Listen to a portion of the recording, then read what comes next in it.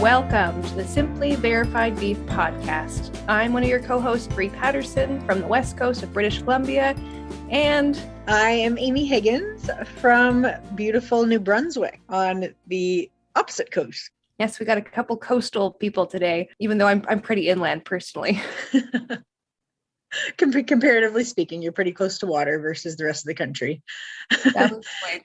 So on today's podcast episode, what Bree and I had decided to do, normally we've got some really fun and exciting guests, but today we thought that we would just go over the 3 steps of the VBP process to give a little bit of a review on that. And we are working on some great content and guest interviews to launch in the next couple of months. So today you just got the 2 of us.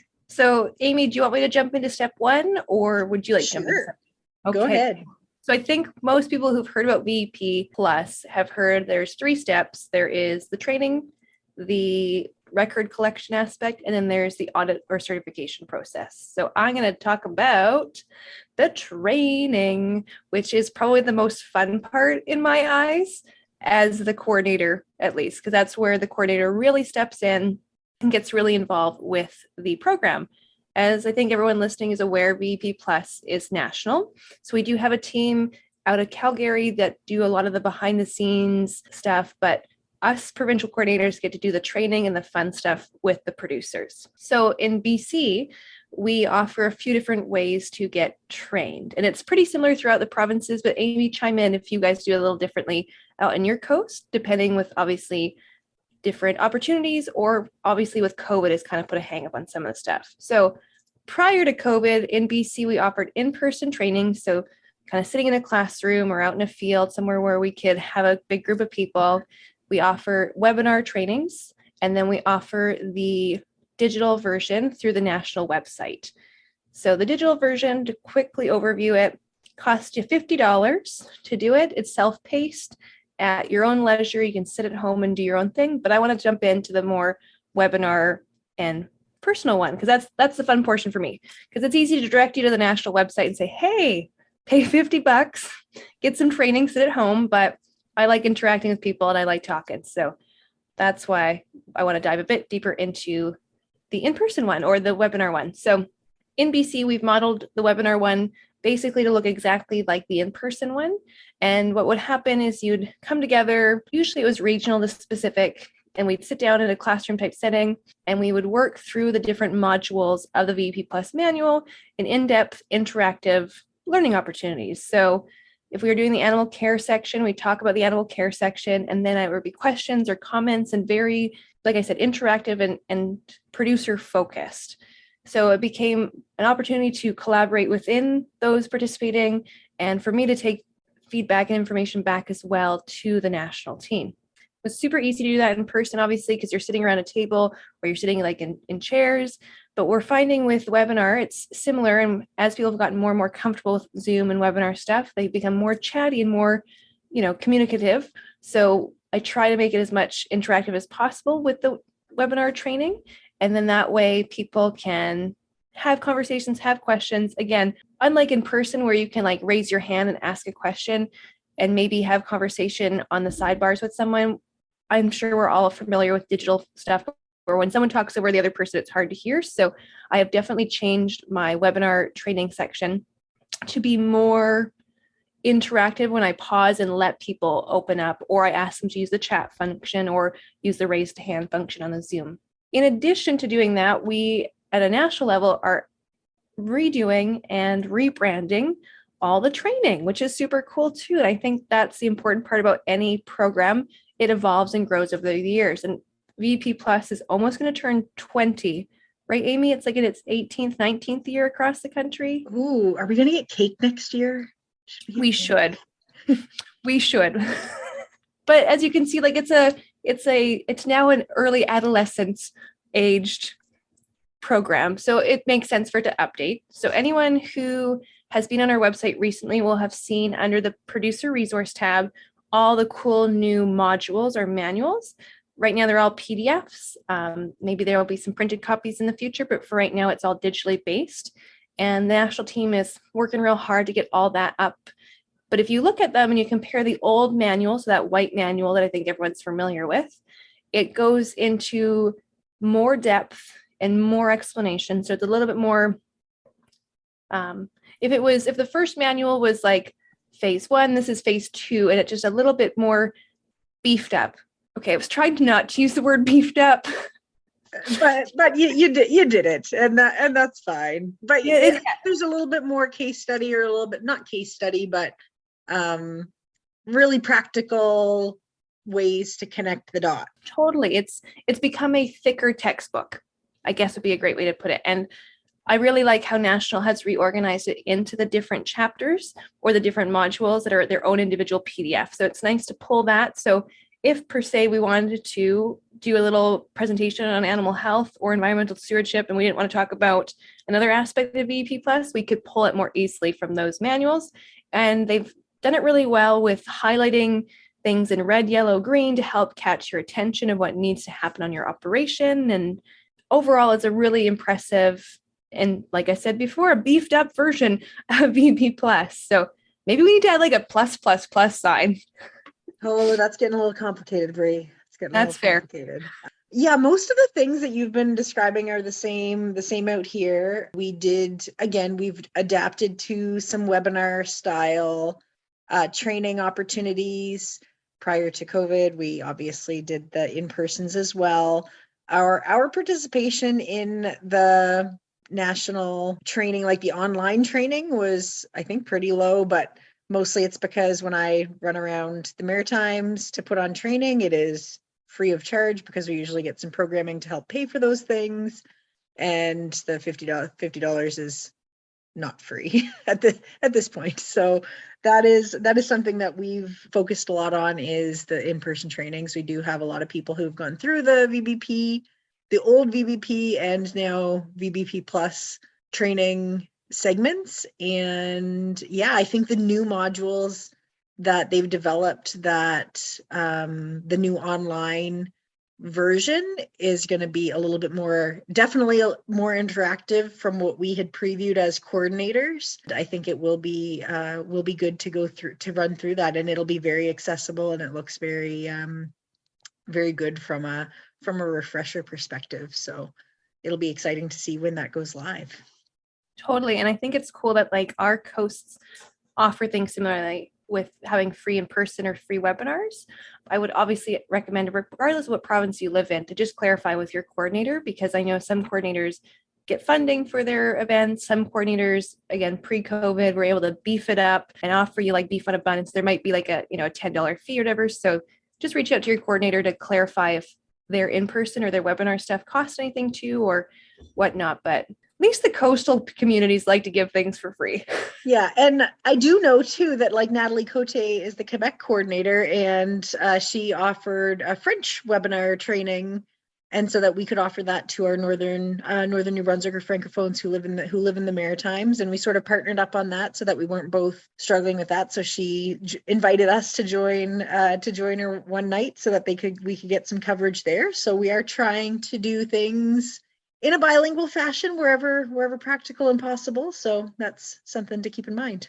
I think that's great because out in BC, there's not a whole bunch of French speakers, but it's something good for us to be cognizant of, because there's obviously people of all different languages in the Canadian cattle industry. So that's a pretty cool collaboration between two different provinces, between Quebec and New Brunswick. So Amy, do you want to talk about step number 2? Maybe the unfun step for some people? So the unfun step, whenever I complete a training, I preface it with the fact that you need some records in order to get an audit.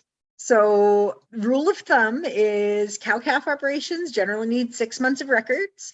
Feedlots need about 3 months of records. It just really depends on the volume, because you need to show the auditor things and documents. So if you don't have those things and documents, it's really hard for an auditor to audit nothing.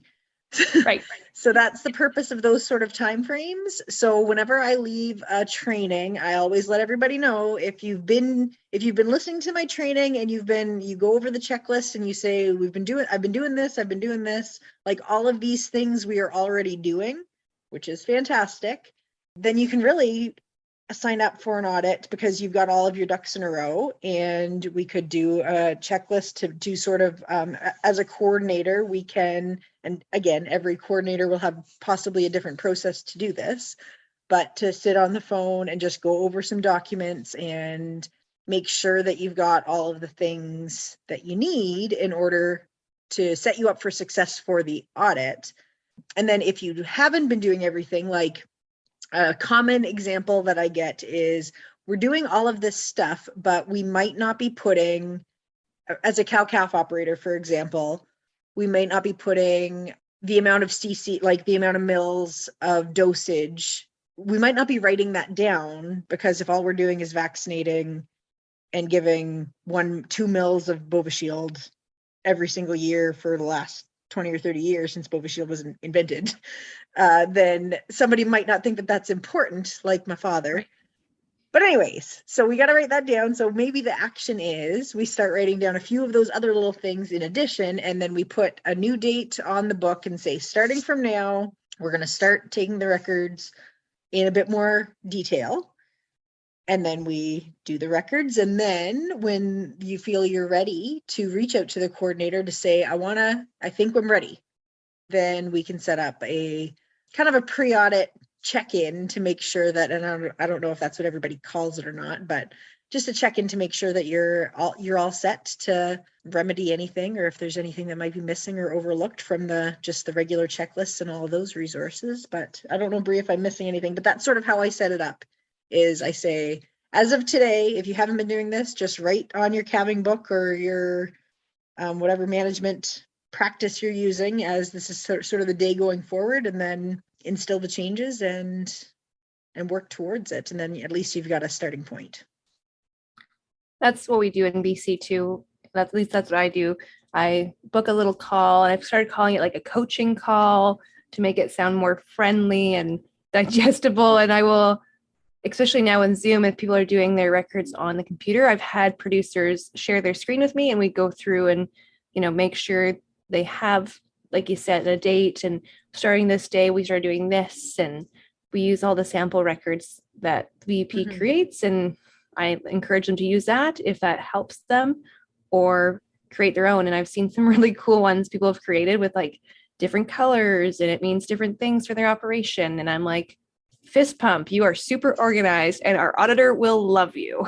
Yeah, that's great. That's great. And yeah, so I think that middle step is just know that the coordinator can be a resource to you if you've been through the training, if you've been doing some things, and you're not really sure if you're ready to bite the bullet on an audit, then the coordinator can do that little coaching call, or some people will do it in person. I know COVID has changed a lot of things about that aspect of things, but definitely can check in with you to make sure that everything's good to go, and that you're more comfortable, because again, you shouldn't be petrified going into an audit.